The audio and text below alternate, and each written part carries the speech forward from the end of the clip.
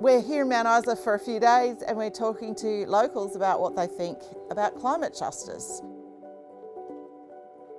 If you extrapolate out for hotter and more extreme weather, there are issues like it's hard to get around the town, it's hard to find things to do, it's hard to find work that isn't focused on particular mine and hard jobs.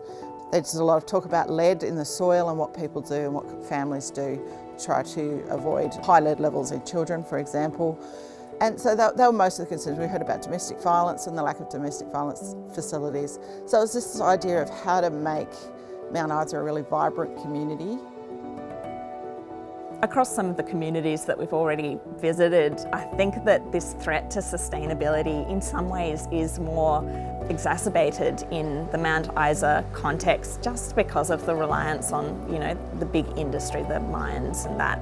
So I think that kind of going forwards, this is going to be the real important point for the town, being able to see the opportunities. And we heard this, there is actually a desire perhaps for a renewable energy industry in town. I mean, that's fantastic. When you've got communities that are already orientated and they're ready and they would like to take action, I think that that's kind of the best that we can hope for in terms of climate justice and seizing some of these opportunities around sustainability and a just sustainability at that.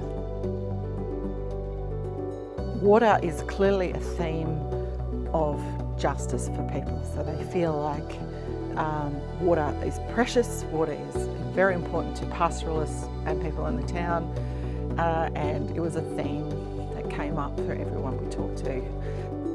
One of the things that has been a consistent theme throughout all of the communities that we've talked to has really been about this idea of sustainability, the idea that they do still want their town to be here in 50, 100 years. They are planning for a future, they want that future, they want to ensure that they don't lose people back out to the cities and that they can retain enough of a community, culture, opportunity and innovation right here in the regions so that they can continue to exist. And I think that that's a really important point. We know that there's buy-in from the community to still be out here, so we need to look at, well, how can we support them best so that they can still be out here?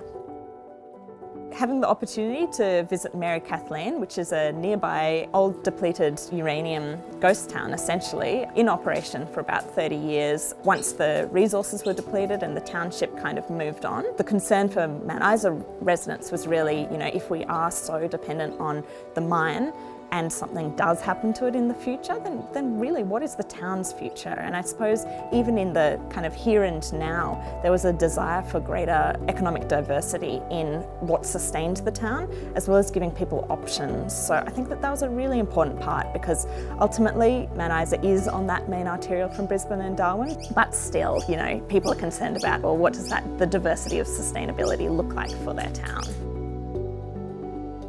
It's really interesting what a strong sense of community you get the moment you arrive in Winton. There's a very close-knit and cohesive kind of message that you get as a tourist when you enter Winton. I saw a lot of passion, I saw a lot of people who are working hard to bring the communities and regional areas along with them, but also a lot of uncertainty about how that would actually happen in reality.